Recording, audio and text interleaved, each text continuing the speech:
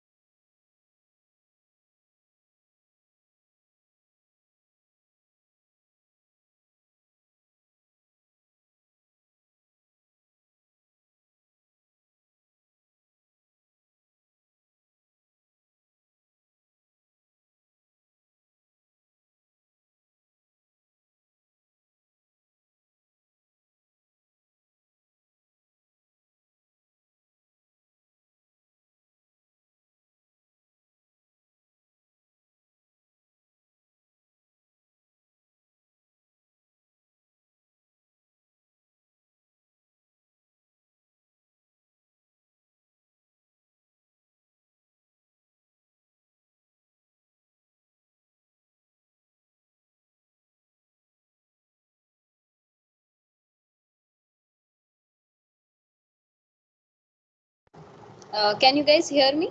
Am I audible? Just give a thumbs up or something if you can hear me. Hello? Yeah, okay.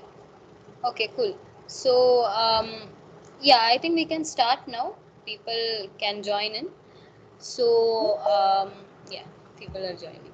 Okay. So, first of all, before starting, does anyone have any questions from any of the lectures or the problem solving sessions that we have had so far? Please unmute or put it in the chat box.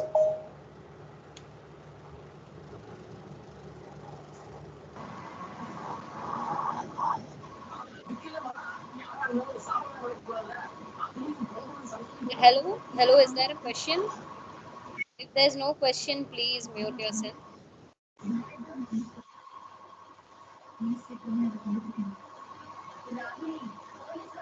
Just mute. Okay. So if there's no questions, we can start today's session. Okay, so today's session is about the week 3 lectures and to help you to solve the week 3 assignment. So I hope you can all see my screen. So yeah, of course, before I start, if any of you are joining for the first time, my name is Zenia. I am a PhD student at the Indian Institute of Science. I work in high energy astrophysics and compact star physics. And last week we kind of, not last week actually, 2 days ago when we had the sessions, we literally just now have described what are compact stars and how their evolution happens. So you have had some idea about stellar evolution. So these sessions are essentially a way for you to get some help when it comes to your assignments. In this sessions, we will interact together and solve some problems which are related to your assignment problems, so that when you do solve your assignment problems, they are somewhat easier for you. So this happens every Monday between 6 and 8, and the sessions are also recorded, and they are put on YouTube. I hope you guys have been receiving the YouTube link for the recorded sessions and passing on to those who are not able to join. And also the slides for all the sessions have been shared as well. So all those links have been made available to you. And this is my mail ID. So if anyone wants to mail me, you can with any issues. And this is my page where I maintain all the links. So in case you have any trouble to find the YouTube link or the Google Drive link, just save this page because it has every information in one place. Okay. So let's start today's class, which I said is about week 3 lectures. So as you know, this time you learnt about reaction rates, you learned about various kinds of gamma induced reactions, inverse reactions. You also learnt about various things related to nuclear reactions like cross sections and lifetimes and reaction, which is also related to your reaction rate. So basically this week you learnt a lot about the nuclear physics of it all. So today's lecture, we'll solve some problems, and this time we'll be actually solving problems. So I suggest all of you keep a calculator ready, either on your phone or somewhere else. Or if you are interested in solving questions by hand, you are welcome to do so. So before we get to the questions, I thought we can discuss a little bit about the Maxwell-Boltzmann distribution, because this is something that has been coming up again and again in the course, and it has come up in both of the previous problem solving sessions as well. And the Maxwell-Boltzmann distribution is something that has a lot of relevance in a lot of areas of physics. So it is important that we understand what exactly it is and what it represents. So in that context, this is going to be what we focus on in today's lectures. Okay. So I'm moving forward. So the Maxwell-Boltzmann distribution very simply is basically a probability function which tells you about how likely is it that the velocity of a gas takes a particular value. So essentially it's the answer to the question, what is the distribution of speeds in a gas at a certain temperature. So here you have to have something which is very important in mind, is that Maxwell-Boltzmann and other kinds of distribution functions, and particularly this distribution function, falls into this field of physics called statistical mechanics. Okay, and that's kind of like thermodynamics but applied to a huge number of particles. And why is it important that I have a huge number of particles? Because with a single gas particle you're not going to get a distribution, right? It does not make sense to draw a Maxwell-Boltzmann or any probability distribution function if you have a single particle. So this kind of distribution is what happens when you analyze the behavior of many particles together. Okay, so this is why we call it statistical mechanics. Statistics is something to do with large numbers of things, right? So that is exactly what we do in statistical mechanics, is we analyze the mechanics, which means the physical motions of a large collection of particles. And when these particles are specifically gases and ideal gases, I would say, we get what is known as the Maxwell-Boltzmann distribution. And this is something you can verify experimentally or through a simulation as well. So you can see that this function given here, f of v is equal to 4 pi m by 2 pi rt, whatever, v squared, and then the exponential fall, that is essentially what is the Maxwell-Boltzmann distribution. So if I want to find the probability or the the likelihood that I get of speed v, say 10 meter per second, All I have to do is put in 10 meter per second and put in temperature, and of course I should have m, which is related to what kind of gas I have, right? So for a helium gas I'm going to get a kind of distribution at 10 Kelvin, and for a gas of hydrogen particles I might get another thing.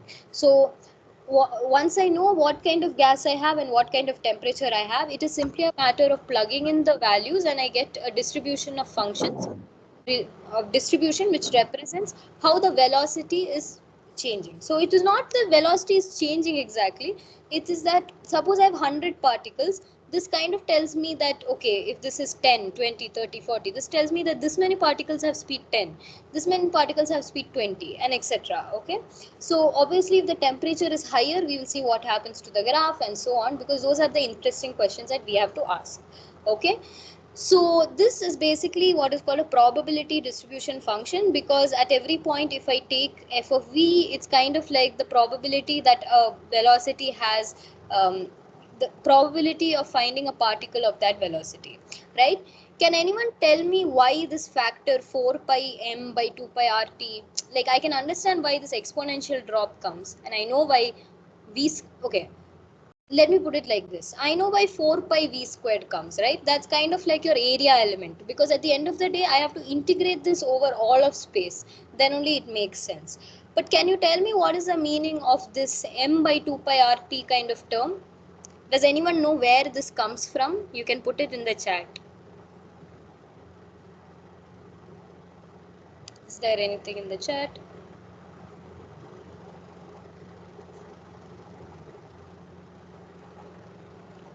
Or maybe I can phrase it in a slightly different way. I'll just join on my phone. Give me a second so that I can monitor the chat on the side. Uh,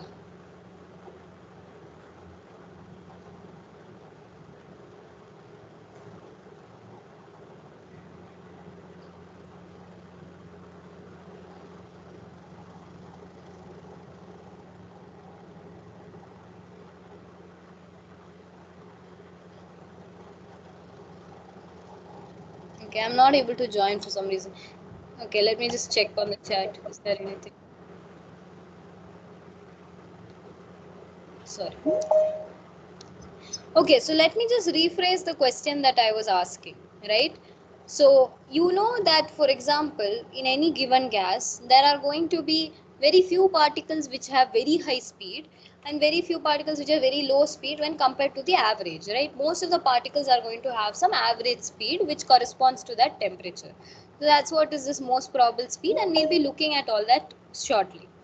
And I know that the distribution function tells me about a particular point in space, but if I want to get the idea about the full points in space, I have to integrate. So that's why I have a 4 pi v squared. But where does this term come from, this m by 2 pi rt whole to the power 3 by 2? So exponential kind of tells me about the fall. It tells me that in the beginning it's kind of linear, and then later it's kind of an exponential fall, whatever you have seen in your lectures as well. 4 pi v squared tells me I have to integrate over a sphere or like the complete area. What does m by 2 pi rt tell me?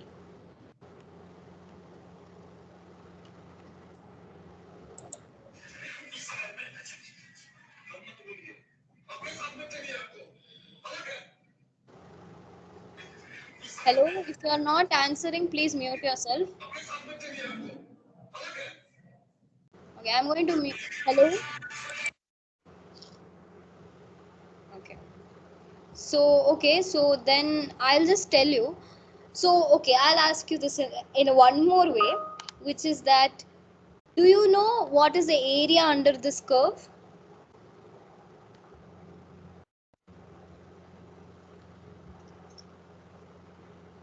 What is the area under this curve? Means when I integrate under it, what will I get?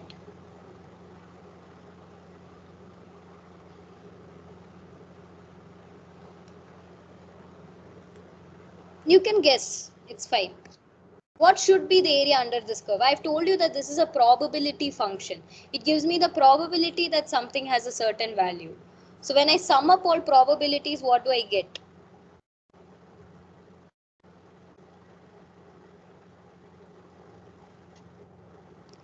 If I have a dice and I'm rolling the dice, and then there are 6 possibilities, right? And if I sum up the probability of getting all the possibilities, what do I get? Okay, someone has answered. 1, right? Okay, good. So essentially, the Maxwell-Boltzmann system is like a dice roll only. It is a probability function, and each point on the Maxwell-Boltzmann distribution tells you how likely it is that that speed is there. That's why we have written, the peak of this curve is called the most probable speed, right?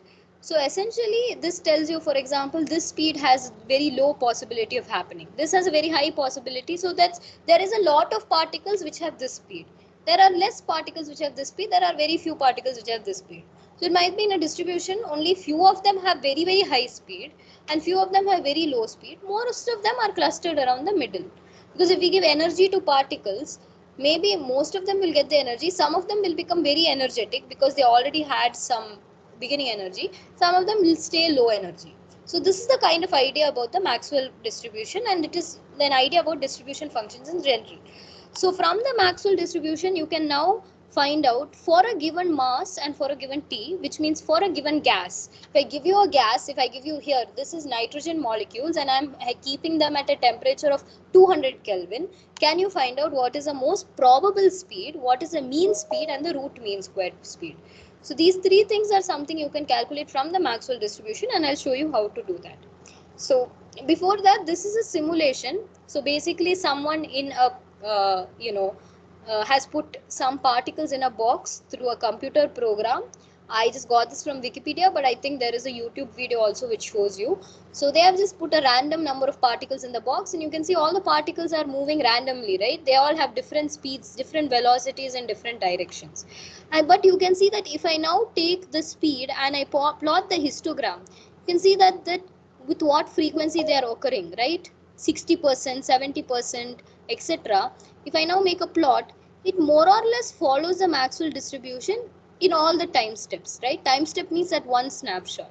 So this is, tells you that Maxwell-Boltzmann distribution is something that comes from actual observations as well. If you take any distribution of particles and then you put them at a specific temperature, we find that they do obey the Maxwell-Boltzmann distribution.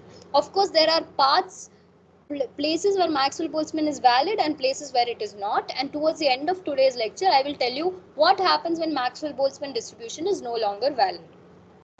Okay, I hope you're all with me so far. So, so the first quantity that we are going to calculate from this distribution. So again, when I say Maxwell-Boltzmann distribution, it's basically this function. This function is a function which, when I put in a velocity, it spits out the probability of a gas particle having that velocity. So it means that, if I take one of these, so there are many number of particles in this box, right? If I take one particle from that, what is the probability that it has 20 meter per second as its speed? For that, I go back and I just put 20 in this function. I substitute 20 everywhere and I'll get back the answer.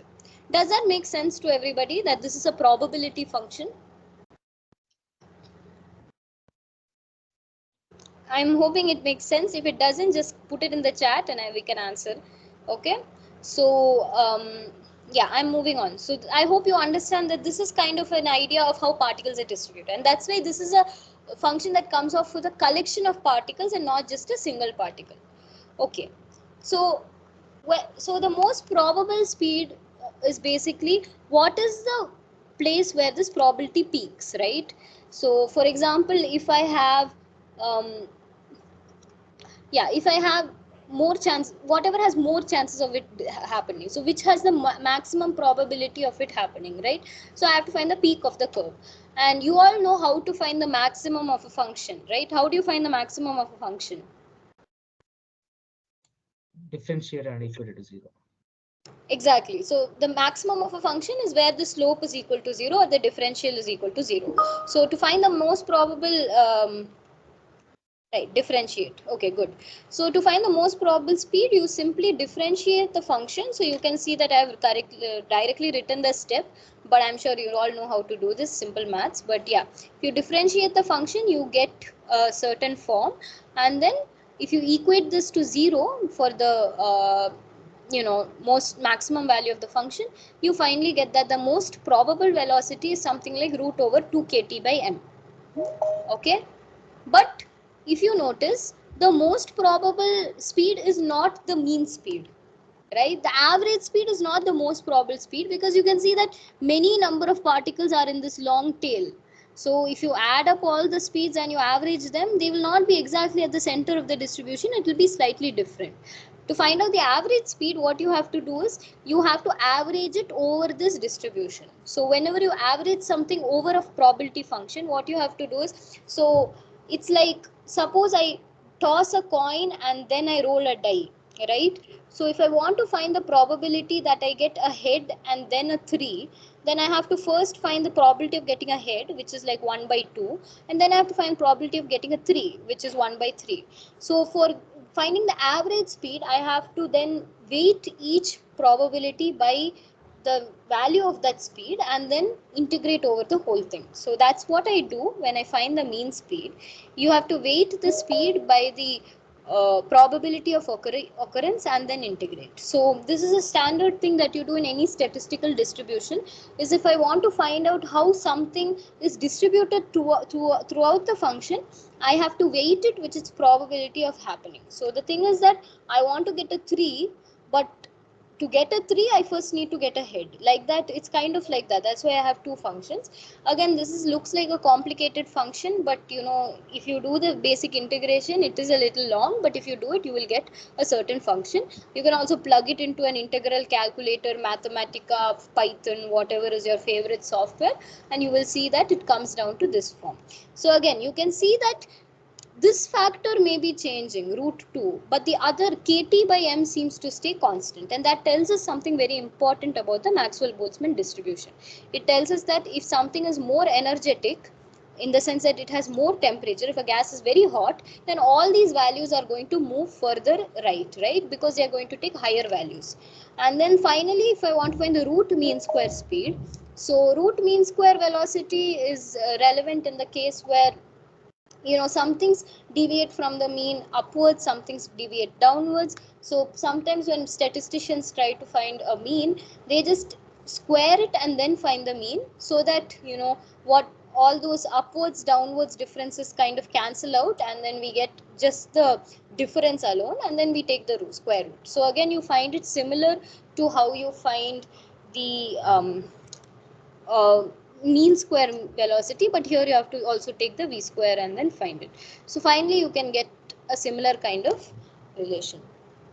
So these are the three kind of quantities that you get from the Maxwell-Boltzmann distribution, and each of them are interesting to us in different ways. And you can see that all of them give us a particular kind of dependence, which is 2 kt by m, 8 kt by pi m, 3 kt by m. So all of them depend on the same factor, kt by m. So what this tells us is that if I have a higher temperature, that gives me a higher speed, and this I should expect, because as we have been discussing, temperature is simply kinetic energy, which is how energetic particles are. If I'm going to give more temperature to a gas, its particles have more kinetic energy, it can move around more fast. So it means that the most probable speed will be much higher, the mean speed will altogether. So this whole distribution is going to shift to the right. Okay. But you know, when you shift a Maxwell-Boltzmann distribution, you have to be very careful, because as I told you, this is a probability function. So whenever you shift the distribution, you have to make sure that the area under the curve is always 1. You can't have some distribution with the area under the curve being some higher value, because that's unphysical, right? Also, larger mass, you can see that it gives you a lower speed, again just by looking at this sort of dependence. Okay, so this is about Maxwell distribution. Now we can do a very simple question. So there are three Maxwell-Boltzmann distributions here for the same set of particles, and they correspond to three temperatures in the gas. One is a 100 Kelvin gas, one is a 300 Kelvin gas, and one is a 1000 Kelvin gas. Can you identify which is which based on what all discussion we have had till now? I'll give you some time to write it in the chat.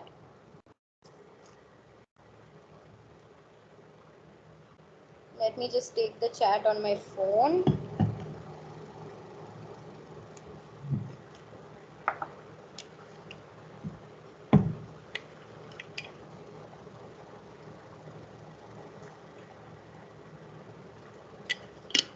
So I just want you to tell me which is red, which is yellow, and which is blue in these three curves. Like which one is 100 Kelvin, which one is 300 Kelvin, and which one is 1000 Kelvin? Okay, there is one answer, red 1000, yellow 300, blue 100. Okay, is there any other answers?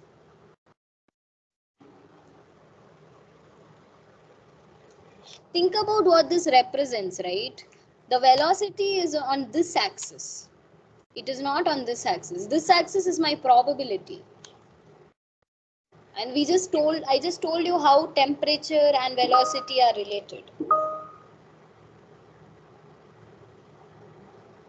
Okay, red 100, someone says. What about the other two?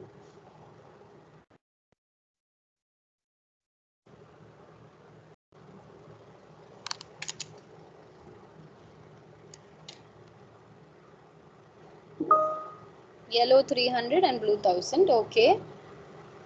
I see two people have answered. Anyone else to answer this question? This is a very basic question. And if you understand this, then you get what is blue. Blue is 1000, yellow is 300. Okay. I see that people are now agreeing. That's good. And you got the right answer now.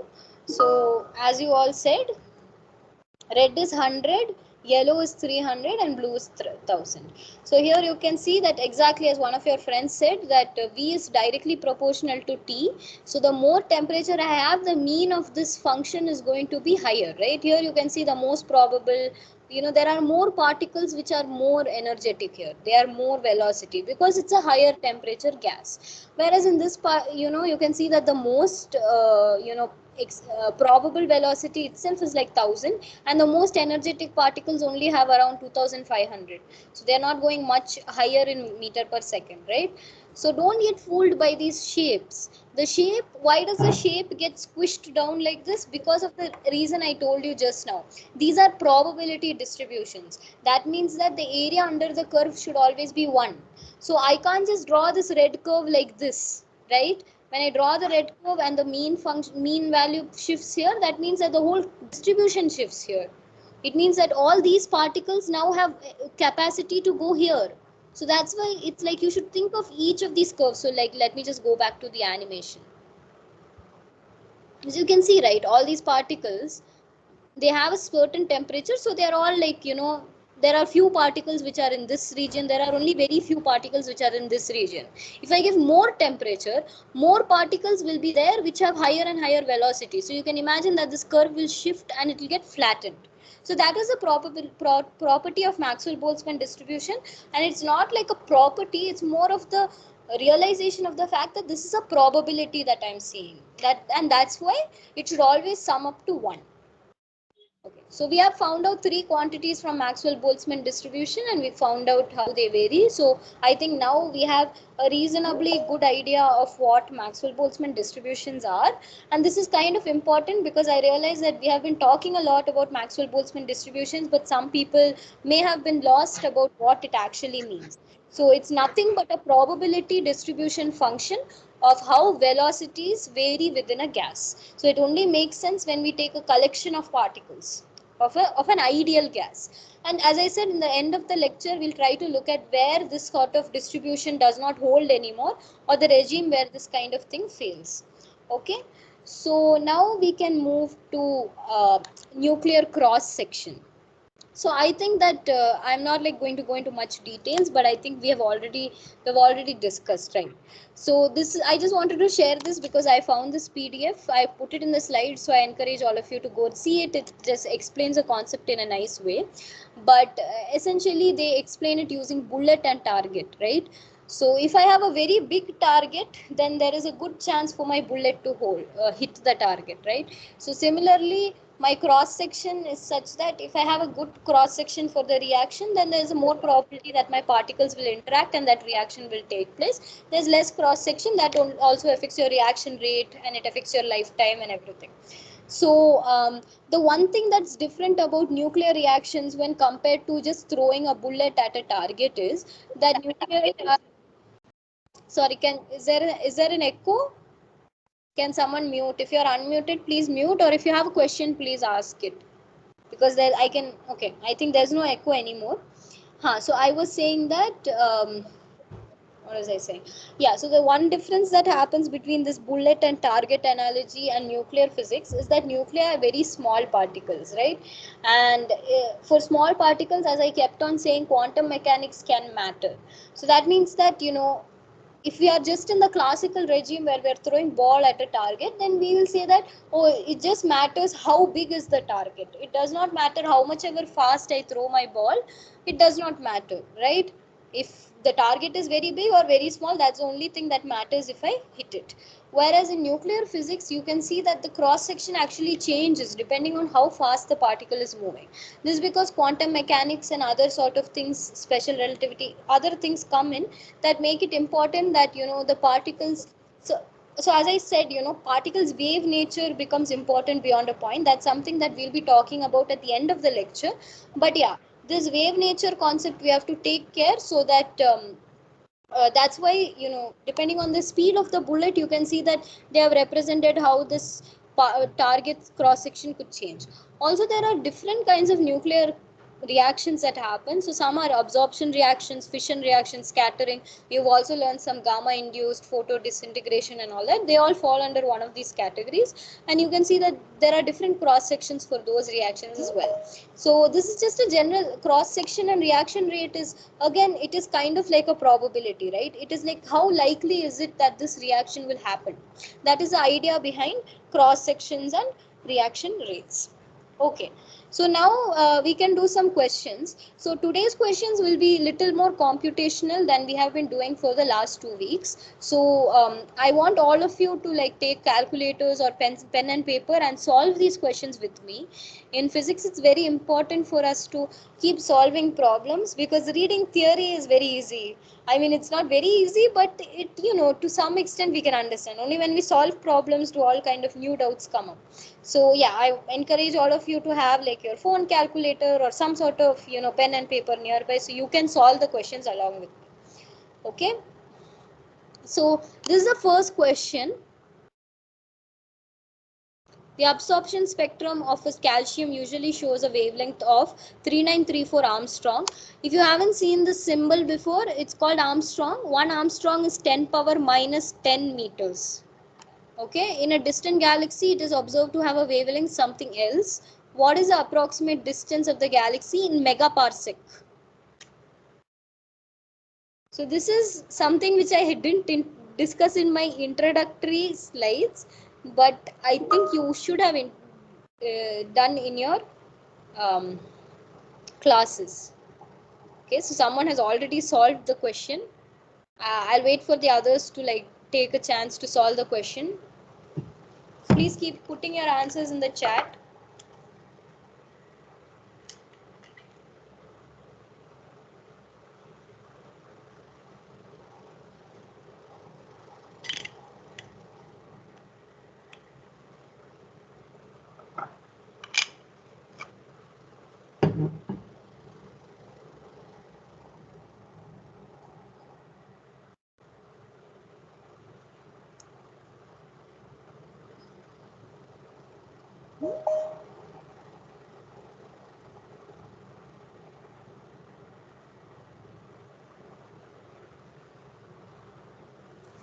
Huh.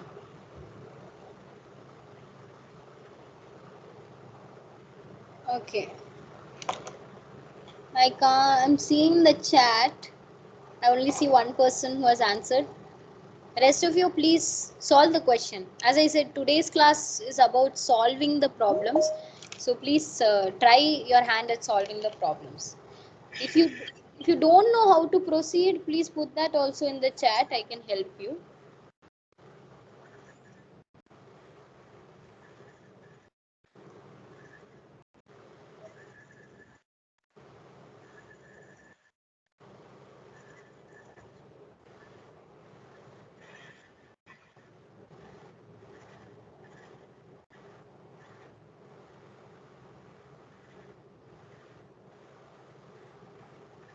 I won't change the slide if until I see more answers in the chat. So please answer, please solve and answer in the chat.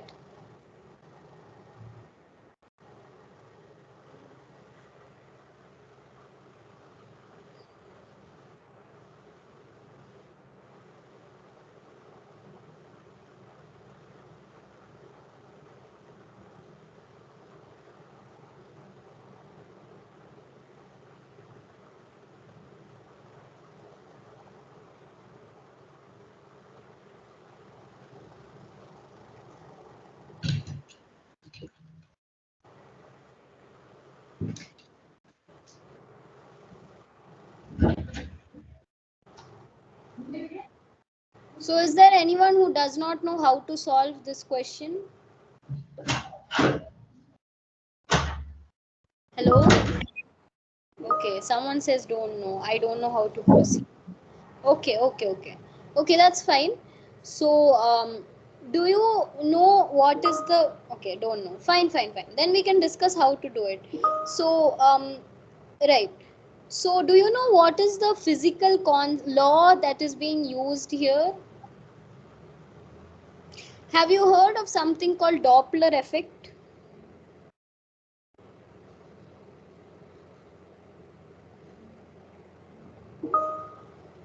Huh. So what is Doppler effect? Basically, you observe it whenever you're standing in a busy road and a car passes by you, right? When the car is approaching you, it sounds somewhat different. It sounds like "tee," and then it goes away, and then its sound goes to a lower pitch, right? So that change of frequency of the sound is what you're hearing in the difference, right? If you hear an ambulance also, you will hear that the ambulance will be sounding, siren will be sounding in a certain way when it's approaching you, and when it has passed you, it sounds in a different way. Now, in your lectures, you learnt about something called the Hubble law, right? So Hubble's law tells you that just like how ambulances are approaching and leaving you, galaxies are also moving away from you. So they are not approaching you. Actually, the entire universe is expanding. Okay. So this is measured in a way called redshift. Okay. Redshift is basically a fancy way of putting the Doppler effect, and it gives you the basically we find out that the farther away galaxies are, the faster they are moving away from us. So that's why we say the universe is expanding, right? It's like if all the galaxies were on the surface of a balloon, right? If I take a balloon, and before I blow the balloon, I put lots of dots on it. Then if I blow the balloon up, then what happens? All the dots seem to be moving away from each other, right? All the dots which were close by, because I've blown up the balloon, they move far away from each other, right? But the dot has not physically moved. What's happening is that the universe has expanded. The dot's universe, which is the bubble, has expanded. So that is what is happening in our own universe, is that wherever we look away, everything is moving away from us. So from my perspective, it's like Andromeda is moving, that galaxy is moving, this galaxy is moving, that galaxy is moving. So from Milky Way's perspective, all the other galaxies are moving. From Andromeda's perspective, Milky Way is moving away. It is just like if you are a dot on the balloon, all the other dots are moving away from you. But they are not actually moving. It's just that the fabric of the universe is expanding. And this is... So, okay. So now the question comes, how do we know that something is moving away from us, right? I don't know how Andromeda is moving away from me, correct? So for that, we use something called spectroscopy. So I spoke about this in my day before yesterday's class, that we use spectroscopy to fingerprint elements, right? Like, how do I know that there is hydrogen and helium in the sun? I know because I get the spectrum of light, and that shows me some absorbed lines and some emitted lines, and that's kind of like the fingerprint of the element. So similar to that, every element has a unique fingerprint called its spectrum, and you would have learnt about spectra in your 12th standard physics. You remember this Lyman, Balmer, Paschen, all those lines. So you know that all of them happen at some specific frequency. So just like hydrogen has Lyman, Balmer, whatever those lines are, similarly calcium has a particular wavelength of 3934 Armstrong. Now, when we see it from a distant galaxy, we see it to have a wavelength of 4000 Armstrong. So it does not mean that calcium has become some alien element there, because we know that calcium is calcium no matter which universe we go to. So why is the wavelength changing? The wavelength is changing for the very same reason that the ambulance siren changes when it passes me. Right? The ambulance has not changed, the siren has not changed. It's just that the ambulance is moving, so its sound waves have that extra motion, and that causes the frequency on the wavelength to be different. So this is the concept of Doppler effect and how it applies to Hubble's law. So there are two concepts here. One is Doppler shift, which is that things which are moving have a different frequency or a different wavelength. Wavelength and frequency are always related. You can talk about one or the other, it's the same, right? of course, if wavelength increases, frequency decreases, so they are not the same in that sense, but I mean that if one changes, the other definitely has to change. So yeah, so there are two concepts here, as I was saying. One is that Doppler effect, which is that when something is moving, it gives me a different wavelength. The second concept is Hubble's law. Hubble's law tells me that everything is moving away from me. Okay, so that means that what can I say? Yeah, everything is moving away from me. So because of that, my wavelengths which I receive will be different because of the Doppler effect. So this is how these two things are related. So I'll just move to the answer. The answer is C. I think one of your friends had solved it correctly. So this is the basic idea of how to solve it. So your here you can see that this is the formula. V by C is equal to delta lambda by lambda. Here delta lambda is the difference between the observed and the actual wavelength. It's similar to how you do your Doppler effect. If you go back and see a Doppler effect, you'll see a very similar formula only there also. So V is your velocity of whatever is your galaxy which is moving away from us, and C is the speed of light. Okay, so this is how I do it. So you can see that I substitute the values of delta lambda here, 4000 minus 39934, that is 68, and the denominator is 3934. C is the speed of light, because of course, you know, here light is the one that is moving, right? Electromagnetic light is what we are receiving. So we get from here, we get that V is equal to Z into C, and that's what's here. By Hubble's law, this Z has a different thing. So again, Z here is a quantity called redshift. Okay, so redshift is basically, again it comes from Doppler effect, where you know that longer red has a longer wavelength and blue has a shorter wavelength if you look at your electromagnetic spectrum. So when something is moving away from us, its wavelength increases. So that's why the galaxy shows a higher wavelength for calcium than it originally was, right? So that tells us that it is moving away from us. Whereas if something is approaching us, it gets blue shifted, which means its wavelength decreases. So redshift is basically a dimensionless quantity which tells you about how much something has changed with respect to the original change. And Hubble's law actually tells you the relation between redshift and distance, where this Hubble's constant is some value which is 70 kilometer per second into megaparsec. Sorry, this B should not be here, I think. Sorry. Yeah, so C, you know the value.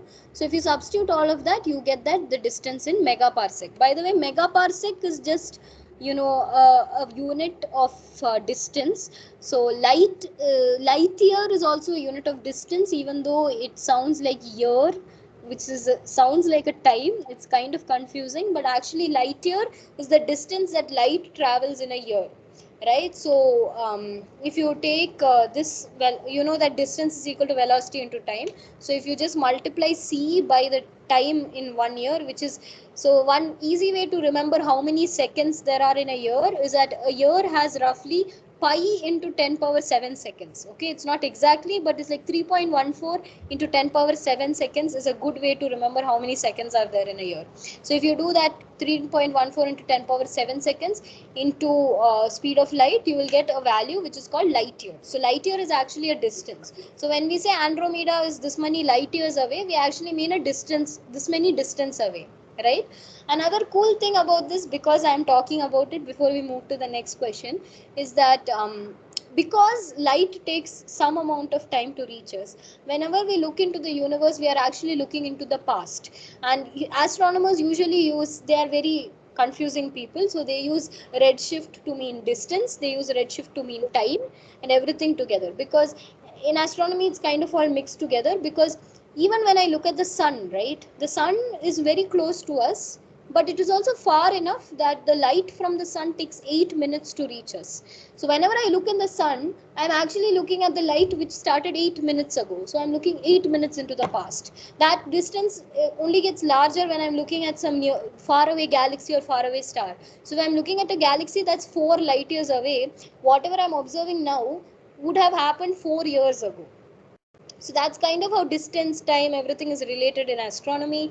And Hubble's law tells you that farther away something is, it's moving even faster away from us. And here you can see that the distance and velocity, when you kind of plot them, they give a linear relation, and that is what is given by the Hubble's law. So I hope you guys understand how to do this question. I know that there is a lot of new terms and new questions that are coming in, but actually it's two very simple concepts. One is that you have to know that things are moving away from you. The second thing is you have to know that when things move away or towards you, their frequency changes, which is something that you know from your high school physics, and it's called Doppler effect. Okay, so I hope this question is fine for everyone. You can try doing such questions. So I was more focused on explaining Maxwell-Boltzmann distribution. That's why I didn't go to details of Hubble's law. Maybe for next class we can have one more session of how exactly Hubble discovered his law and all that. So, sorry, is there a question? Hello, is there a question?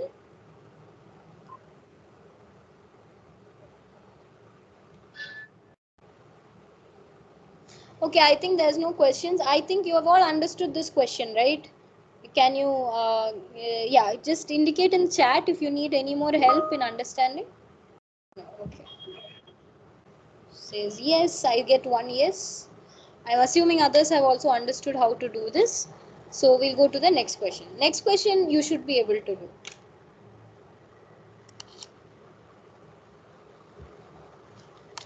Sorry.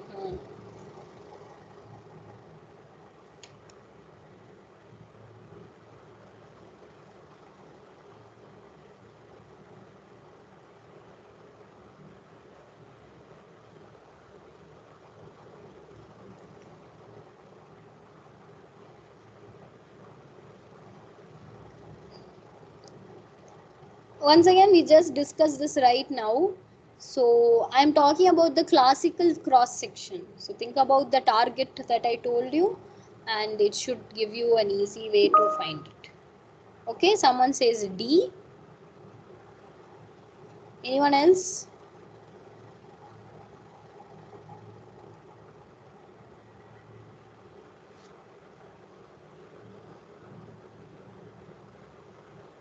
Others?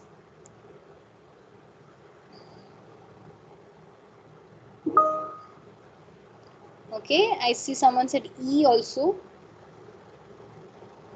Now more people have to answer so that we can see which is the correct answer.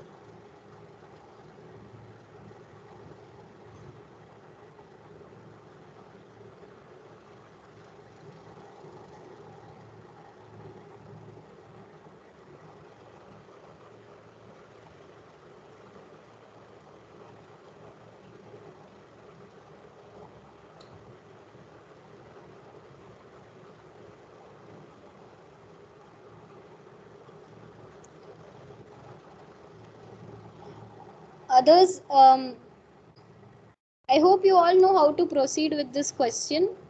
I kind of talked about it just now, so you should know.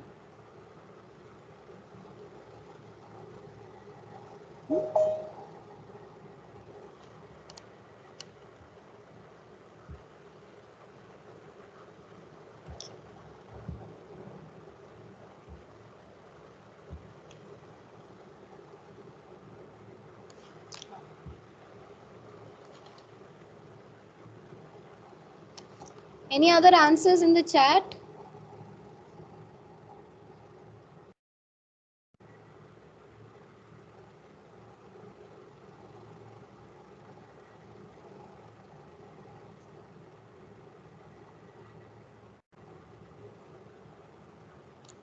Any other answers? See, there are two answers, D and E. I want one more answer so we at least so we can decide which is the correct one.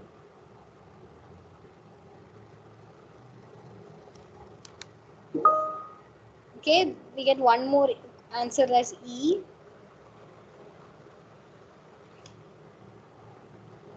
I mean, you can have other options also. I was just kidding, but yeah, please answer, guys. Like, this will be useful for you to solve questions. That's why I'm making you solve them, right? I could sit and just solve all the questions and show you, but then that is same as you watching the recorded videos all throughout the week.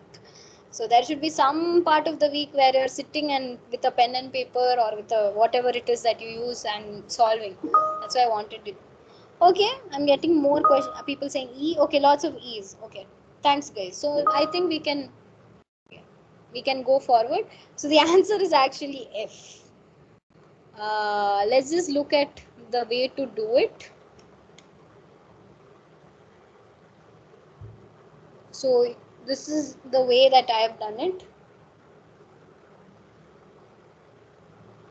Let me just check. I think it's supposed to be F, but since so many of you said E, yeah, I'll just check about the answer. Uh,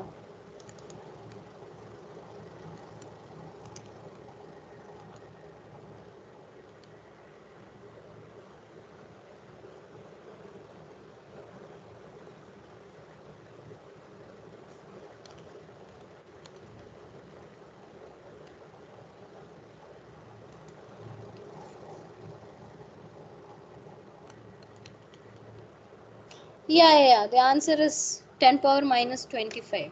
So maybe you can guys can go and check where you have gone wrong. So just to explain what exactly is happening. Yeah, you know, okay, I've missed one R0 factor here. I'm sorry.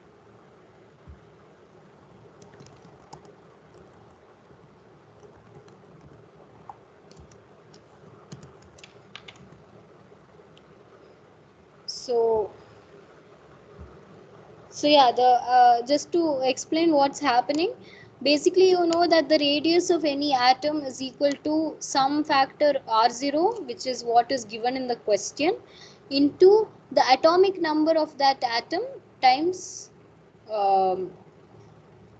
squared, right? So that is why it's like this. So is there any question? Why was there a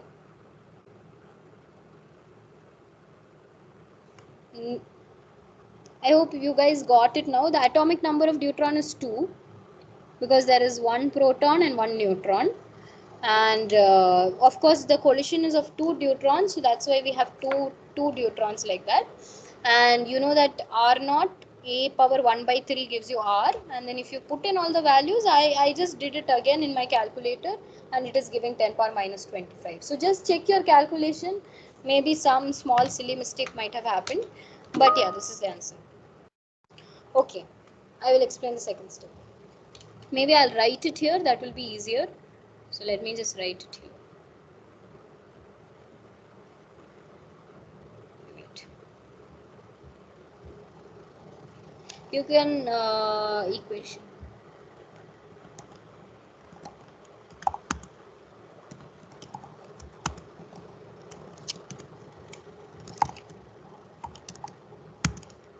Have you guys seen this relation? This comes from elementary nuclear physics. This is basically the radius of an atom.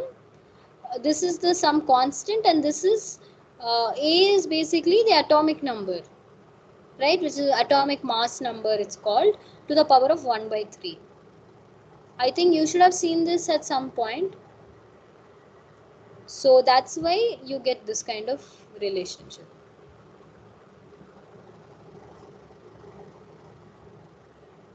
Does that clear your doubt? Okay. So here basically what is done is they have not given you the radius of deuteron, right? They have given you the radius, they have given you that constant. The radius of deuteron you have to find by substituting into this formula. Rest of it is all substitution only. So R0 is your 1.3. A here is for deuteron. So deuteron is hydrogen but with one neutron, right? So that's why it is one proton, one neutron, so 2. And then that's how you do it.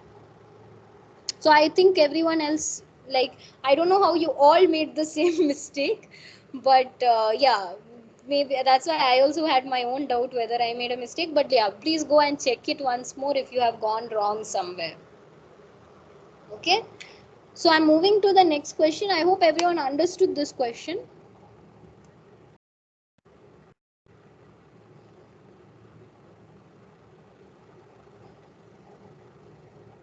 So again, this is something which you have done in your class, so it's related to your lifetime. So to give you a hint, lifetime is basically the inverse of your reaction rate. So if you remember the formula for reaction rate, which yeah, it's not exactly the inverse of reaction rate, but yeah, it is related to the inverse of reaction rate.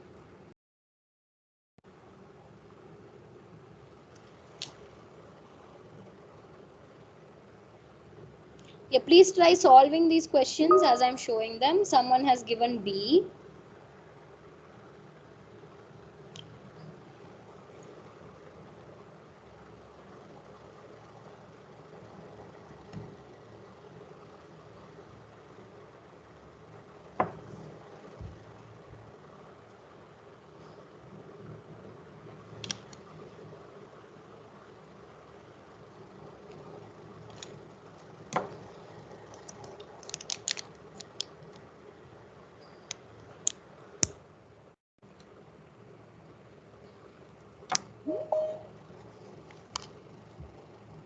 Oh, sorry, I showed the answer by mistake. Is someone wanting to join the chat? Okay, wait, let me just join. I can't see.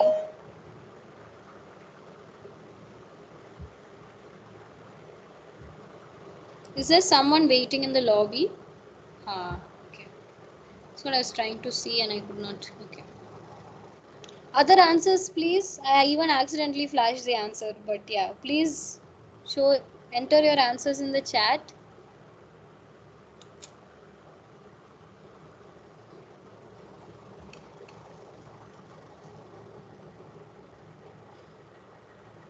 I only see one answer in the chat. Others, I hope you're solving.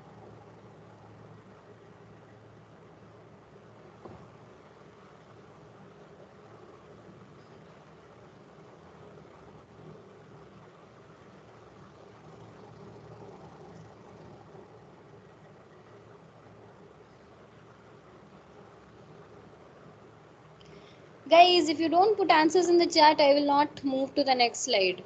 Please solve. Yeah, okay. Someone has put C.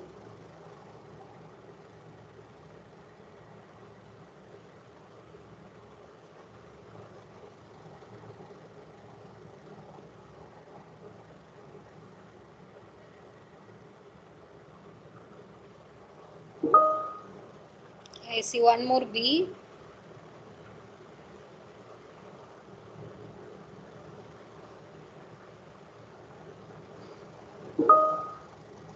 Okay, more B's.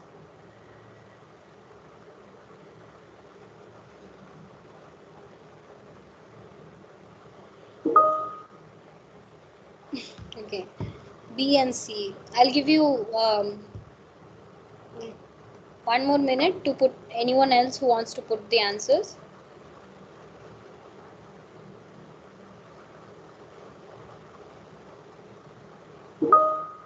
Okay. Okay, okay, I see. So I'll just move to the answer. The answer is actually C, as few of you identified correctly. People who said B, just check the solution and see where you have gone wrong. So the mean lifetime, as I told you, it's essentially lifetime is the inverse of reaction rate. So you can see that this is your quantity which they gave you, and this is for 1 mole. This is for you are finding how many moles are there. So that's why rho xh by mp. Mass fraction times the density divided by the mass of one proton gives you the number of moles, right? So if you do that and if you do the full calculation, this is what you get. So again, let me just try and see if there is no mistake. I don't think there was.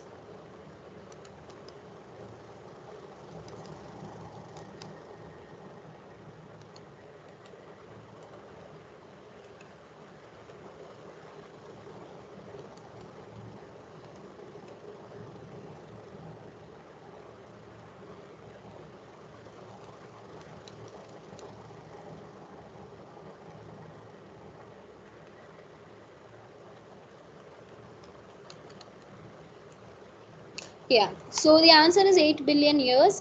Just check, these are numerical questions, so I understand if someone goes wrong somewhere. So just check your steps. So basically, see if you can understand the process. Okay, so this is your reaction rate and reaction rate for 1 mole. So this is Avogadro number. So you have to have it for whatever number of moles it is, and that's what you're finding here.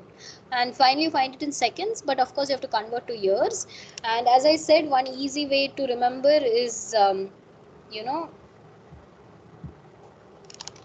1 year is pi. Okay, wait. Pi times 10 power 7 seconds. Okay, so if you put that, you will get roughly 8 billion years, and that's what we are wanting, right? And that makes sense because, as I told you, and remember the last class also, that is kind of matching up with what we expect for the nuclear time scale, right? Because as you learn, I think next week, the fusion of elements in the sun, it happens by fusion of hydrogen, actually hydrogen or protons into deuterium, because hydrogen does not fuse into helium right away. There is a process called the pp cycle, and that is what happens when hydrogen has to first fuse into deuterium, and that deuterium has to fuse into helium finally. So yeah, knowing the lifetimes are important because this also gives you lifetime of, roughly when the nuclear burning in the sun is happening, and that we kind of saw last time also in that video, where the sun is eventually ending up as a white dwarf. So I hope everyone's okay with this solution. Does anyone have any issues? Did I miss something or something? NPTEL exam is online or offline? I think you can ask the in the discussion chat about the questions about the exam. So I am not very sure about the exam details because I don't set the exam paper. I am just a external person who does this. So you can ask in the discussion forum about these questions, and someone from the NPTEL team will let you know about all this. So yeah, I am not very sure, so I don't want to say anything wrong information. That's why.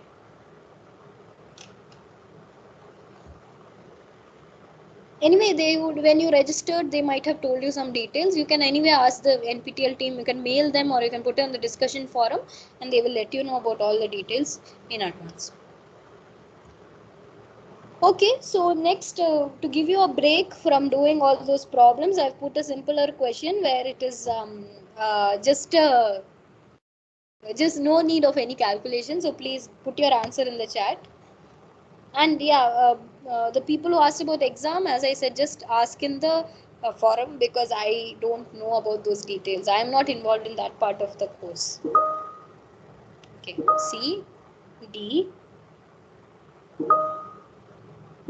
Okay, I see mix of C and D. No, most people are now saying D. That's good.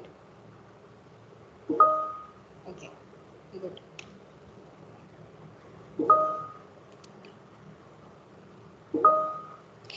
Yeah, good. Okay, so this is something that we discussed last time, which is that more massive stars actually have a shorter lifetime. But why do they have a shorter lifetime? Because they have a higher energy production, because they consume their available fuel more rapidly. So all three of these things are related, and the reason they have a shorter lifetime, the reason for C is actually A and B. So that's why all of them are true. Okay, so that's good that many of you said D. Those of you who said C, you are also correct, but you just have to add A and B also in mind. Okay, so now back to solving questions. So this is, what is the binding energy of helium? And I have given some values to use. AMU is atomic mass unit.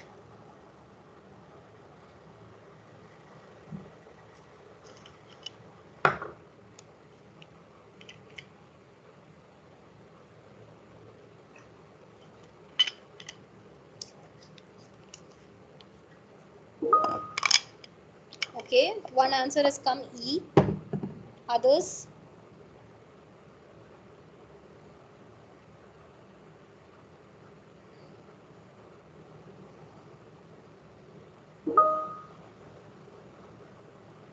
Someone says B. More answers, please.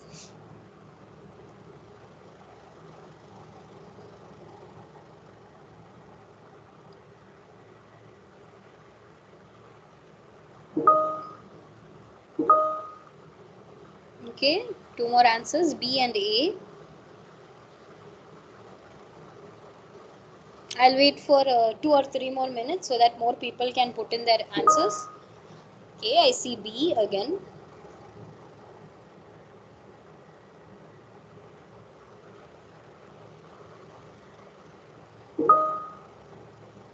F.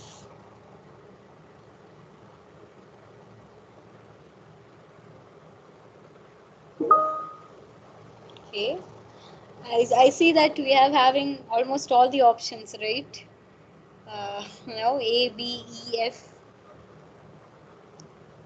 So I'll wait for a few more answers so we can see if there's a majority. Someone is waiting in the lobby.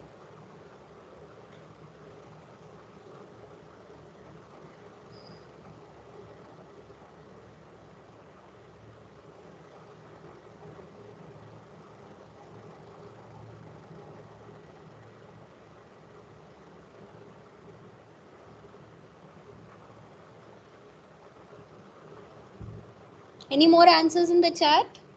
I'll wait for 1 more minute. My answer is 27.2 mega electron volt. Please check your answer if there have.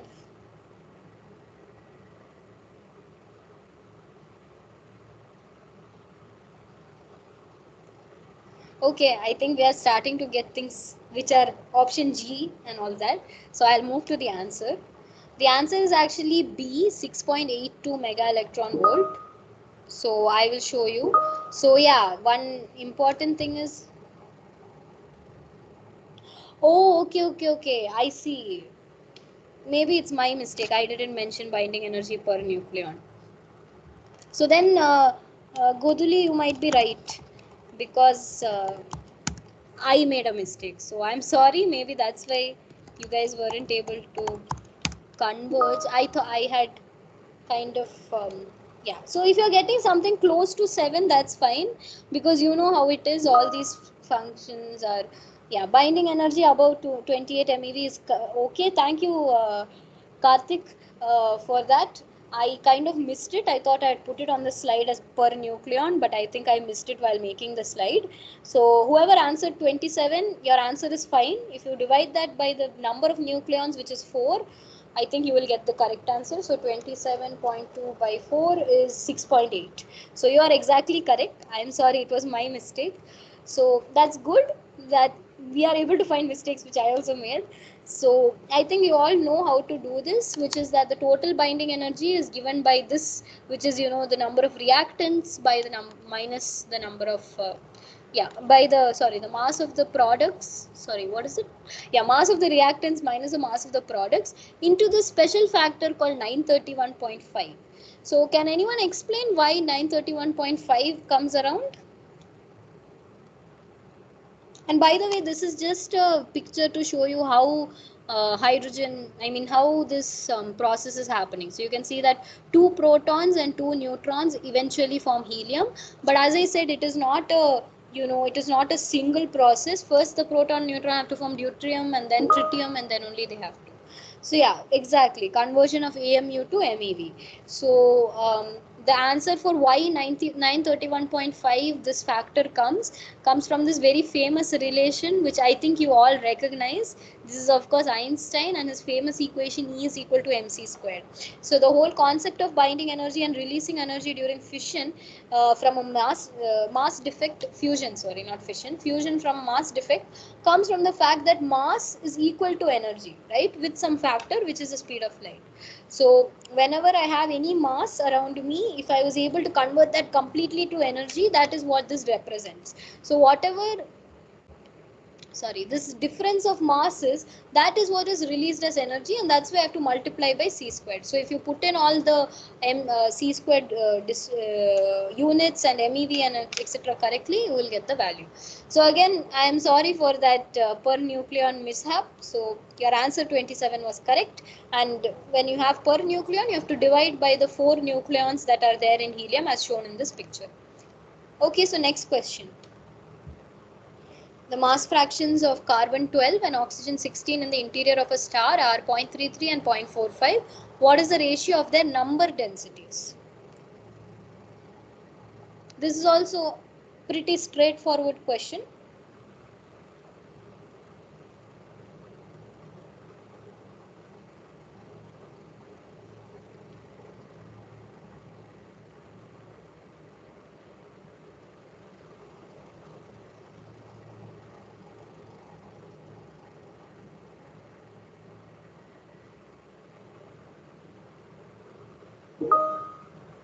Okay, I see someone has answered A. Any more answers?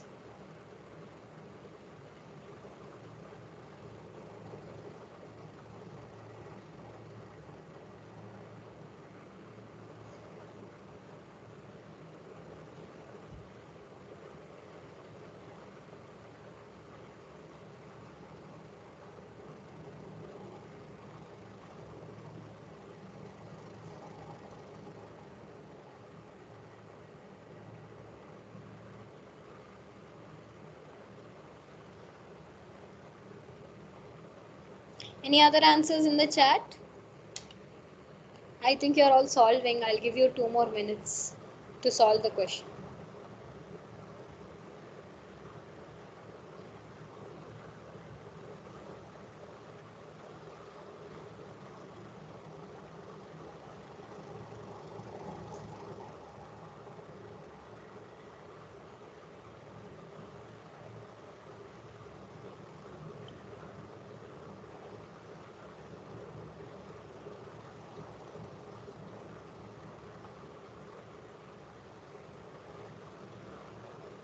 Any more answers, people?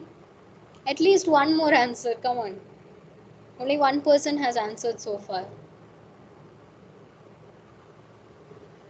So you all know what is a mass fraction, and you all know what is the mass of these things. You just have to find out instead of mass in terms of number density. What is the ratio?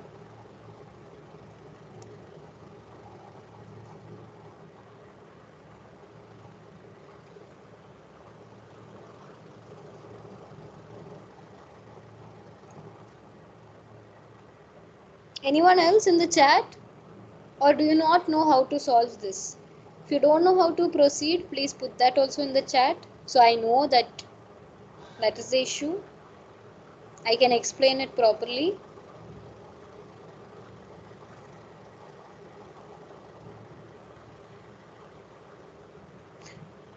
So no, okay, don't know. So one person has said don't know. Okay, yeah, okay. Okay, then fine.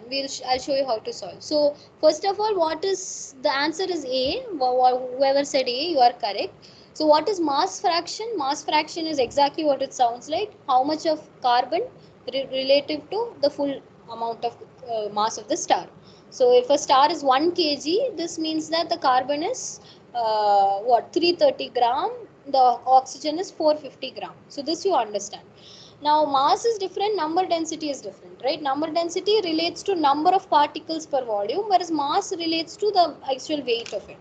So to find that, you have to use your number density formula. So you can see that here again, this is your Avogadro number and this is your number of moles basically. So this is again from your 12th standard chemistry or 11th standard chemistry or whenever you learn about it, right? When I give you a mass, you know that 1 mole of something contains that many grams. So from that you can always relate back to what is the number of particles in a given mass, right? So I know that 16 grams of oxygen is 1 mole, 32 grams is 2 moles and so on. And I know 1 mole has this many particles. So 1 mole has what is it again, 6 10 power 23 particles. So 2 moles has 12 10 power 23 particles and so on. So here, because it's number density, I have rho, because instead of mass I have mass per volume, which is density. So then if I divide these two, you'll see that all these unnecessary Avogadro number, rho and all cancel out because they are the same, and what I am left with is just the mass fraction and the mass. And you know the mass fraction, you know the mass, so you are able to find the number density fraction. So is everybody able to follow this? This is basically you're converting mass to particles, because that is what is given in the question also. They've given you a mass, they are asking you to find particles, so you know that it's something related to Avogadro number. So again, these are not questions that require any astrophysics. I don't need to know that this is in a star and it's burning hydrogen. These are basic thermodynamics questions, but again that is important because only when we understand this can we then apply that to stellar system. So that's why everything you learn in physics, chemistry, you might think it has no application, but it has application everywhere, and that's why they make you do these questions again and again. So this is the next question, and this is a question that all of you should solve because we just now went through this in the beginning of the lecture. And if any of you are not familiar, when we write T6 like this means 300 into 10 power 6 Kelvin. Okay, so this tells you that 10 whatever number this is, you have to multiply by 10 to the power of 6. If this number is 9, then you have to multiply by 10 power 9. So is that understandable to everyone? I hope everyone understood the point. The temperature here is 300 into 10 power 6 Kelvin.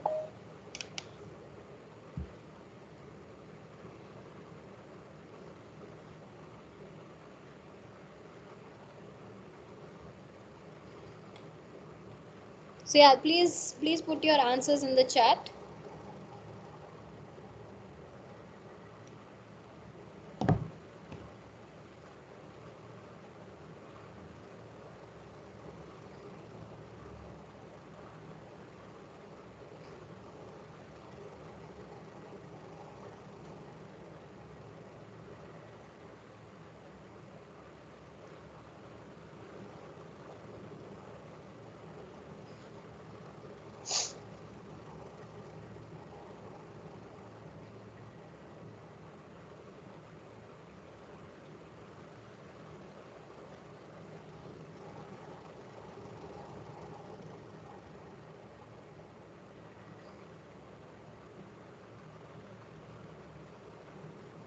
I don't see any answers in the chat.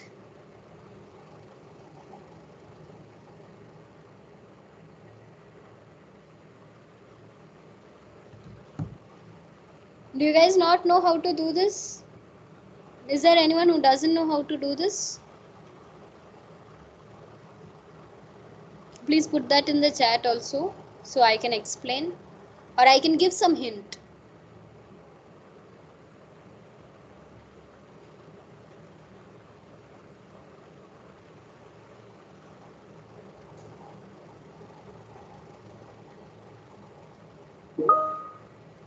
Don't know. Okay. Okay. Others, you also don't know?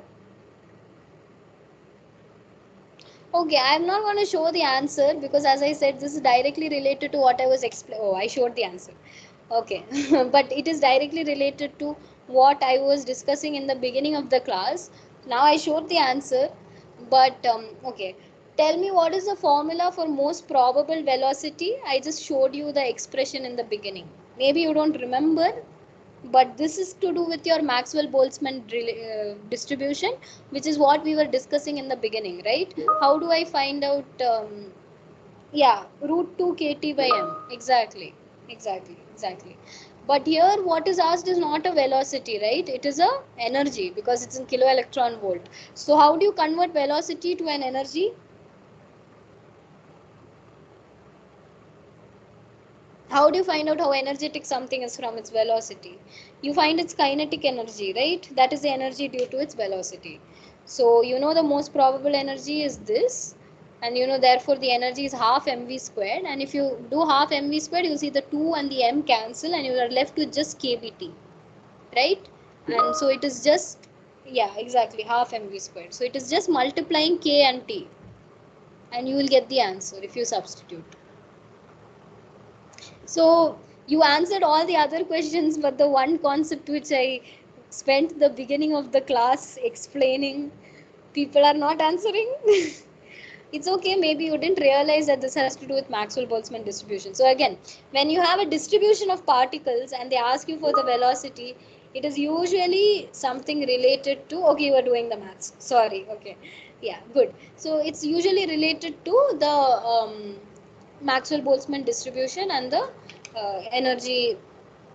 So here you are not directly asked for the velocity or asked for the energy, so you have to do one extra step. So yeah, just check again whichever questions you have not solved, because I'm sharing the recording, I'm sharing the slides. I encourage you to go back and see if you can do the maths, because as you saw, like I can also make mistakes, right? I also made these slides yesterday and maybe I missed something, like I missed binding energy per nucleon even though I was calculating that in my head. So you can also go back. If you find any mistakes, come back to me, I'll be happy to correct the slides also. Okay, so this is another question where it's like a theory kind of question. This is about half-life of a free neutron. Okay, immediate answer A. Others?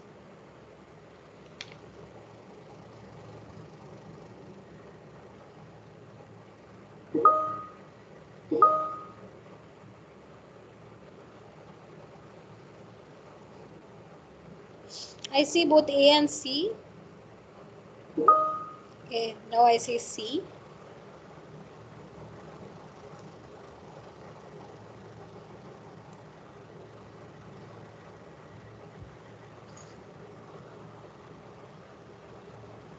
More people? Here you don't have to do any maths, so everyone should answer quickly.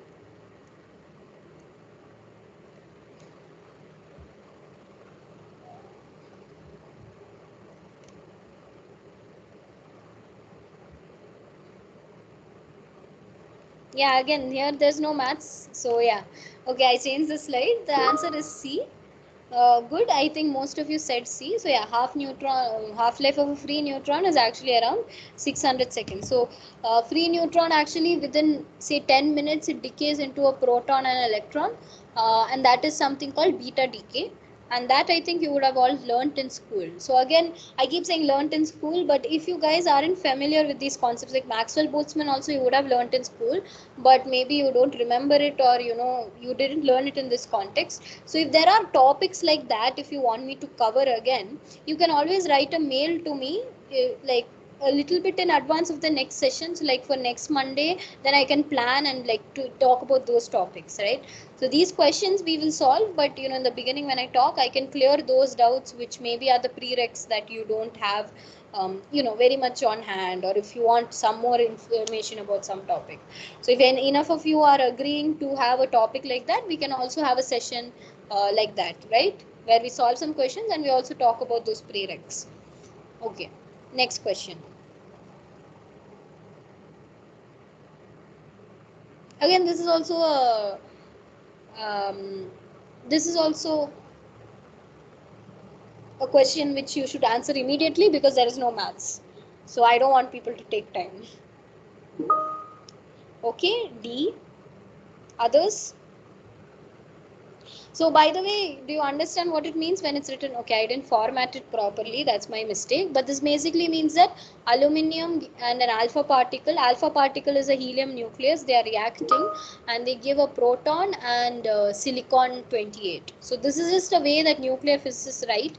So this reactions is like aluminum 25 reacting with alpha particle to give proton and neutron.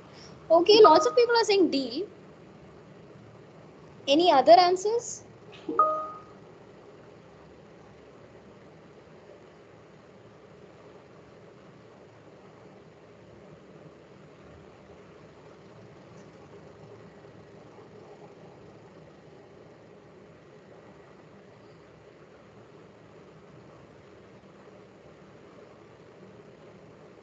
Anyone else? Okay, one sec. I think someone wants to join. So yeah, the answer is C. I have to figure out how to.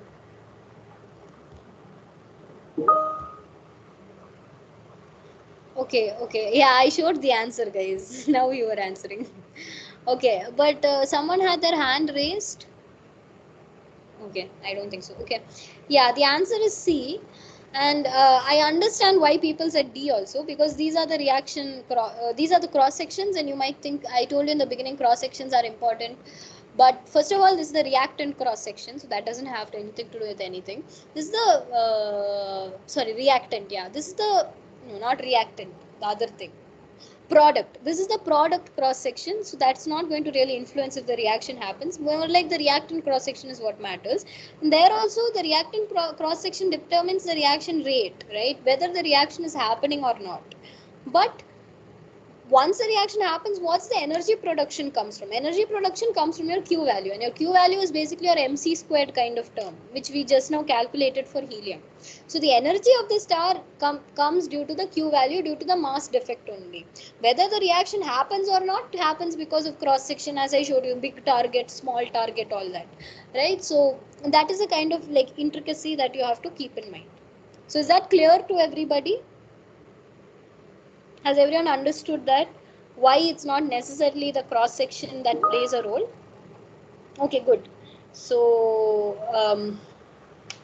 yeah, so people are answering. So, I think this is the last question, and then we can move on to the other part.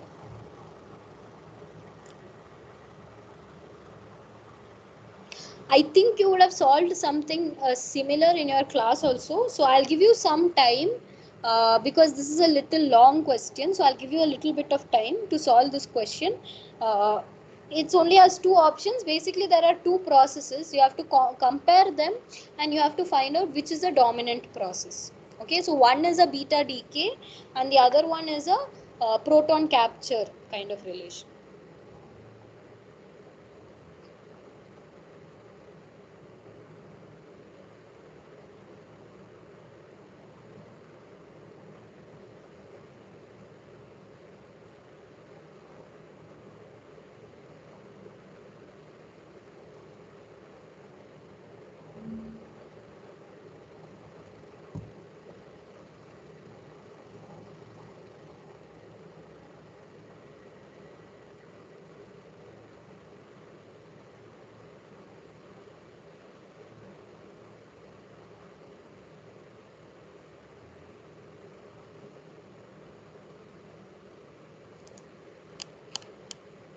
So basically, you have to compare which would be a dominant relation. For that, you have to you have to calculate the lifetime of each of these processes. So there are two processes on the screen: proton capture and beta decay. So you have to compare which is the more dominant one. Okay, I see someone has said B. Any other answers from the others? Okay, A. There are only two options. So come on, guys. Someone else also answered, so we can see which is winning. A. Okay. It's now I think equal number of A and B now. But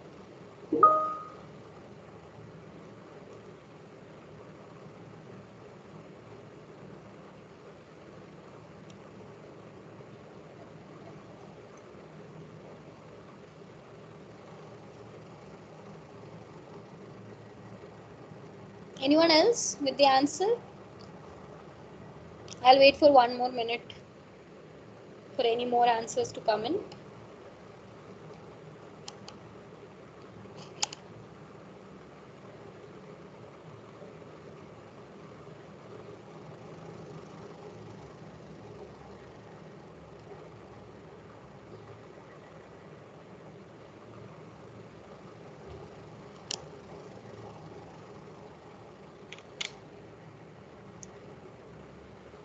Others also, please put your answer in the chat. As I said, there are only two options. So, you know, your life is a little easier.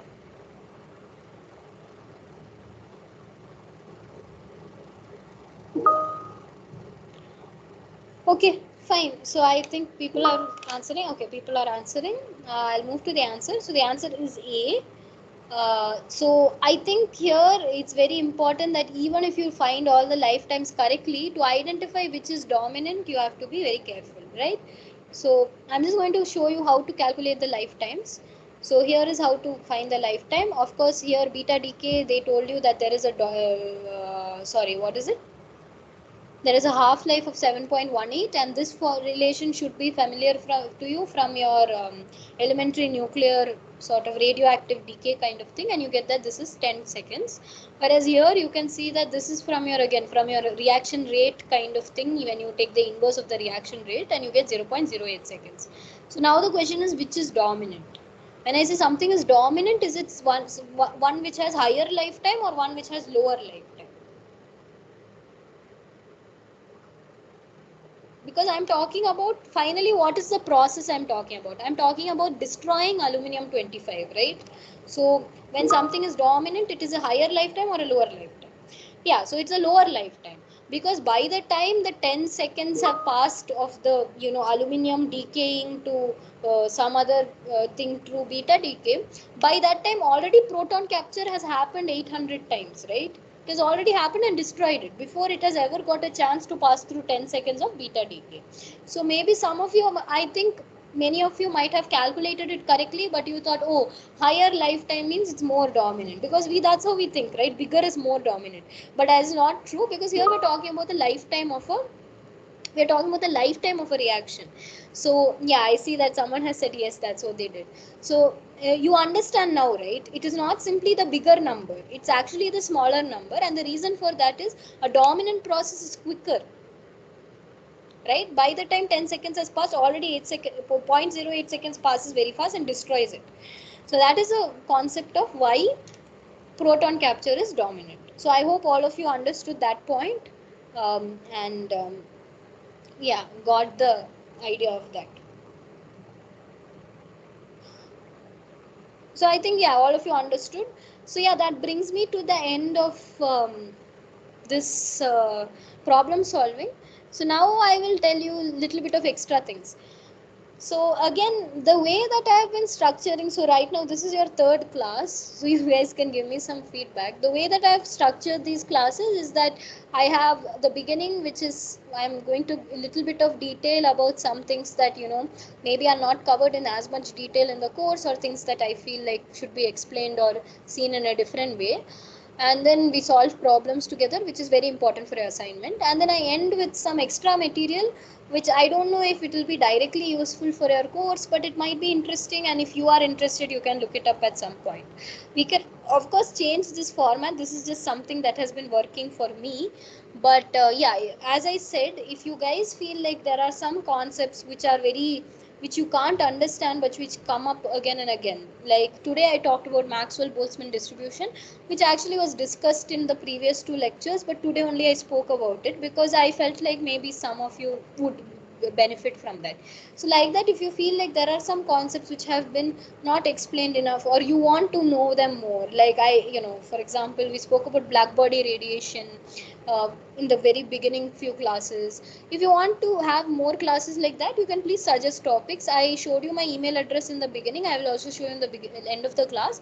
You can email me anytime throughout the week, not very close or on the day of the class, but if you email me with at least 2 days notice, I can include those topics also in the next week's class.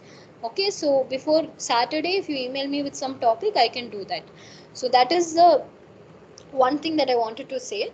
So today also I'm having this format where I'm solving problems and then I'm showing you something a little bit extra which you are uh, maybe benefiting from.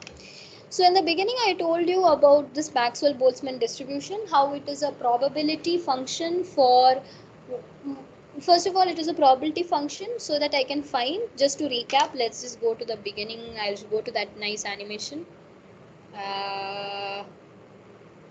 Yeah, so Maxwell-Boltzmann distribution is basically a probability function that tells you that when I have a collection of particles like this, how many of these particles move with what speed, right? How many?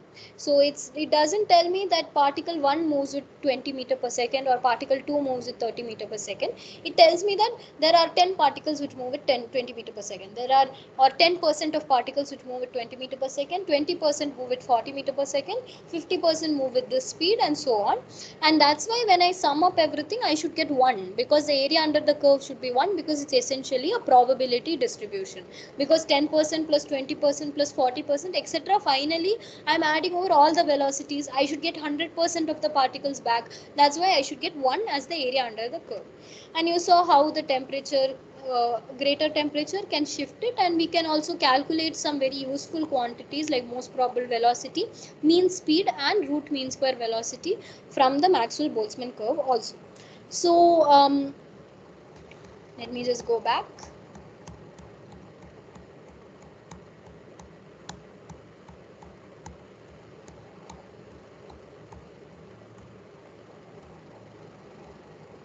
Right.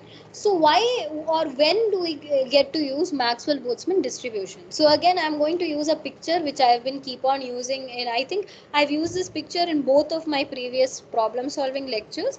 And that's because, a lot of what we do when we talk about nuclei have to do with very small particles. And when we talk about very small particles, we always have to be careful about quantum mechanics. And this relation is exactly that, right? Quantum mechanics tells us that particles have a dual nature of matter and wave nature, and small particles are exactly where that wave nature becomes important, and we shouldn't just ignore that wave nature. So you know that in stellar plasma, which is like the material inside stars and cosmic rays, atoms are not very closely packed, and they move with non-relativistic speeds. So here non-relativistic means they move with speeds which are much slower than the speed of light. So if you've heard of special relativity or general relativity, special relativity is basically the theory that comes up when things move close to the speed of light, because the velocity of light is very special in some way in the universe that we live in, and when we move very close to the speed of light, we see weird things. So just like how Newtonian mechanics cannot be used to describe atom, and that's why Bohr had to come up with this Bohr's model and all that, just like that we cannot use normal momentum velocity laws to describe speeds which are very close to speed of light, and that's why Einstein came up with special relativity. So there is a transition, right, from Newtonian mechanics to classical quantum mechanics. Similarly, there's a transition from special relativity, from ordinary velocity to relativistic speed. So in stellar plasma and cosmic events, all the things that we calculated, we are not at that transition region. We can still use classical mechanics. Atoms are not closely packed. And remember why close packing is important. important is because, as I said, when atoms are very closely packed, they are so close that their wavelengths overlap with each other, and that's when quantum mechanics becomes important. And I told you that this is not the case for white dwarfs and neutron stars, and that's why last week we discussed about Fermi Dirac gases and some sort of degeneracy pressure and all that. So again, these last 20 minutes or 10 minutes of the lecture, whenever I take, if you guys can't follow, don't worry about it. I'm just trying to introduce you or give you a flavor of some more advanced topics, so that those of you who are interested or you have little more of physics background, you can go and look it up. Others, you can at least be aware that such things are there, and in the future, if you do pick up physics textbooks, this will not be a complete shock, right? So I think all of you know that there is, because again this is from school, that you know that there is a transition from classical mechanics to quantum mechanics, for example. So that is something which is well known, and you know this de Broglie relation, because I remember I asked in the first class. But right, yeah, so I'm going to give you a quick introduction to quantum statistical mechanics. So as I said to the beginning, statistical mechanics kind of tells you from its name, it's basically a physics that involves large numbers of particles. So when I talk about, for example, a gas in a room, right, there's a lot of particles, right? One mole is like 10 to the power of 23 particles. So if I take a gas in a container or a gas in a room, that's going to have a huge number of particles.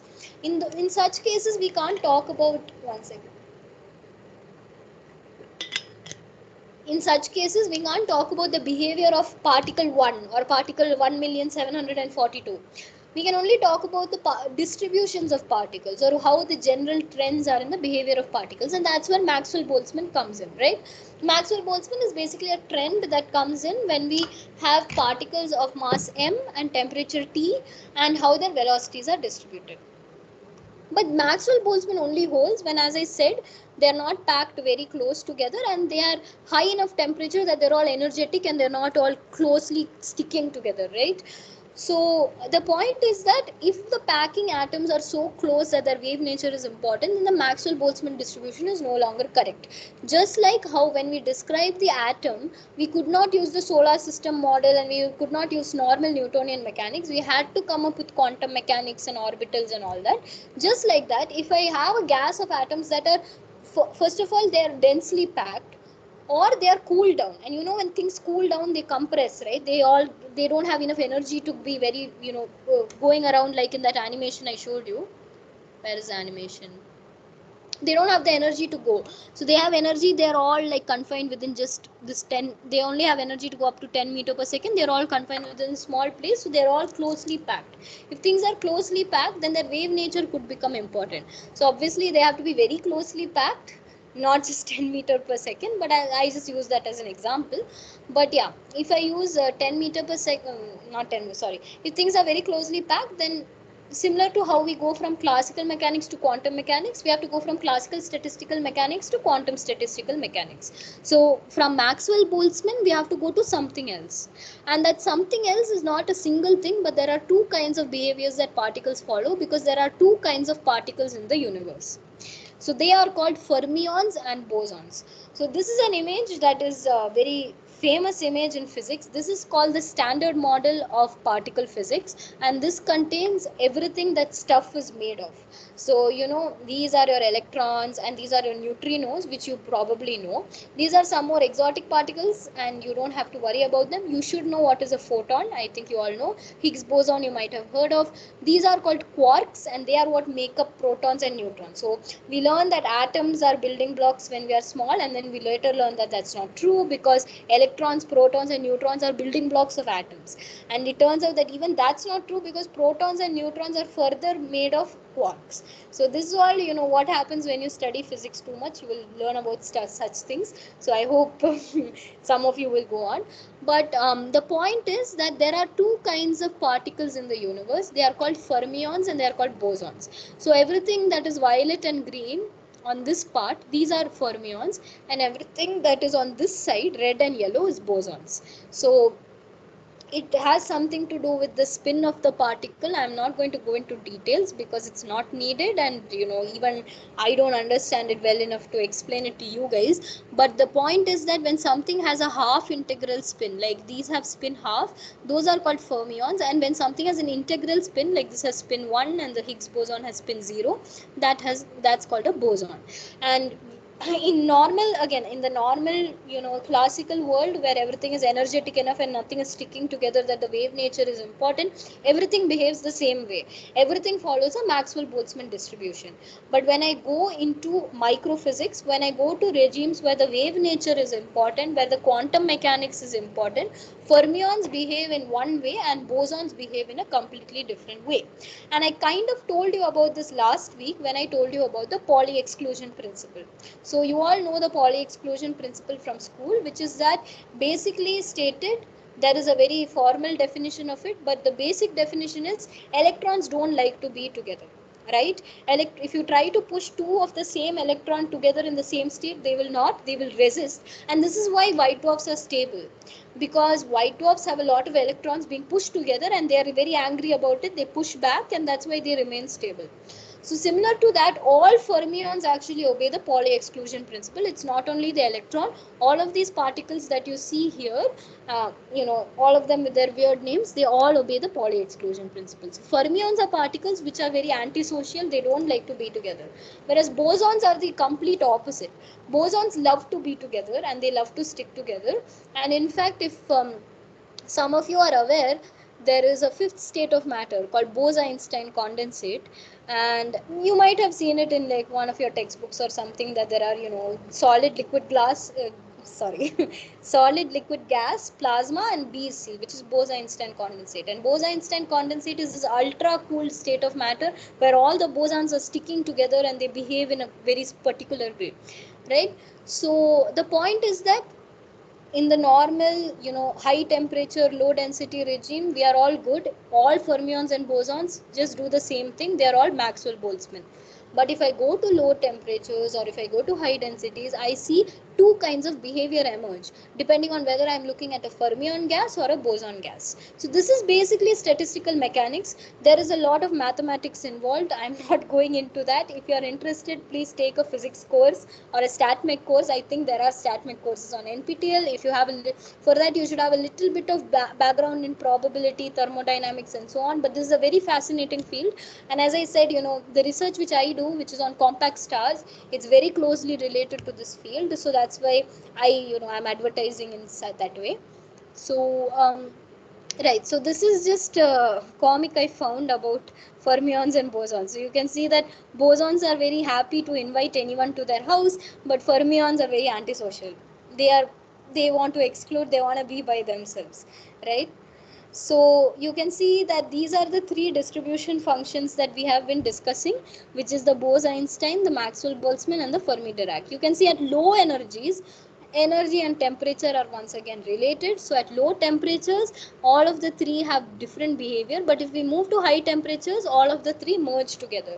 So fermions, bosons, it doesn't matter. If we are at high temperatures, everything goes to Maxwell-Boltzmann and we get this.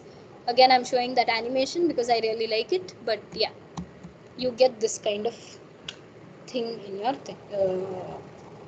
You get this kind of distribution. So this is about your this is about your distribution functions, and this is about the limits of Maxwell-Boltzmann. So whenever you learn about a concept in physics, it's also important to know the limit of that concept, right? Like when you learn Newtonian mechanics, you should not go and apply Newtonian mechanics to everything. Similarly, because atoms, electrons, they don't obey Newtonian mechanics, they obey quantum mechanics. Similarly, physics is made by the places where new physics that comes up, it always comes up in places where the old physics has failed. So Newtonian mechanics worked for us very well, but then when we were trying to describe the atom, we found that we needed new tools, and that's why quantum mechanics was developed. Similarly, Maxwell-Boltzmann works very well for almost all particles, but we found that when we go to low temperatures or high densities, it's not enough, and that's why we had to move to quantum statistics. So whenever you learn any concept in physics, it's also worth asking what are the underlying assumptions of this theory, right? Because every theory has some assumptions. There is is no theory which is universally valid and gives, the perfect thing. So for that you have to ask, what are the limits of this theory, where does it apply, where can I use it, and all that, because that will make you a better physicist. And maybe someday you will find the gap where we don't have a theory, and that will help you to, win a Nobel Prize or something. That's what people do to win Nobel Prizes. They find out gaps and they kind of describe the things there. So yeah, so I think that's all for today's class. So just some housekeeping things. As I said, please like write to me if you have any doubts. Also, you can, again, these sessions, 2 hour sessions where I'm just talking, they are for your doubt clearing. So feel free to like interrupt me. I make these slides, but we can also go off script. Like you can yeah, you can like bring up anything that you didn't understand in class, and we can discuss that instead. If you want to like have a discussion with me about some things in the class or anything else, anything else like related to physics, you can ask me. I'm very happy to help out. So we'll try to keep, the last 20 minutes which I keep, those are like, that's like your free time where you can ask me questions. If you don't ask me questions, I'll describe something. Like today I showed you about this Fermi-Dirac Bose-Einstein distribution functions. But yeah, if you have some agenda to bring, please bring that, because I am planning the sessions like that, where I have only 10 like 10-20 minutes at the end, so that we can have some sort of discussion if anyone is willing to have. So yeah, that's the thing. So today's session I'll record and put it on YouTube, and the links will be sent to you as before. The slides will also be shared with you. If you have any questions, please write to me in my email ID. It's here, and my website also. I can put it also in the chat. And yeah, thank you for joining. Yeah, if you guys have any other questions, put it in the chat. Otherwise, we can close it, and I can see you next Monday. So yeah, about the exam and all those things, I am I am an external person who comes to teach these sessions, so I am not very familiar with those particulars. So I would say that please contact the NPTEL team, please put it in the discussion forum, and I think there will be people who will be able to answer those questions for you. So yeah, that is about that. And don't worry about exam, we'll make sure that we do enough problems that you guys all do your exam well. So yeah, thanks everyone. I think I don't see any more questions in the chat, or discussions in the chat. So I think we can close the session. You can all leave, and yeah, see you next Monday. Okay, so yeah, bye guys, bye. Yeah, thanks everyone.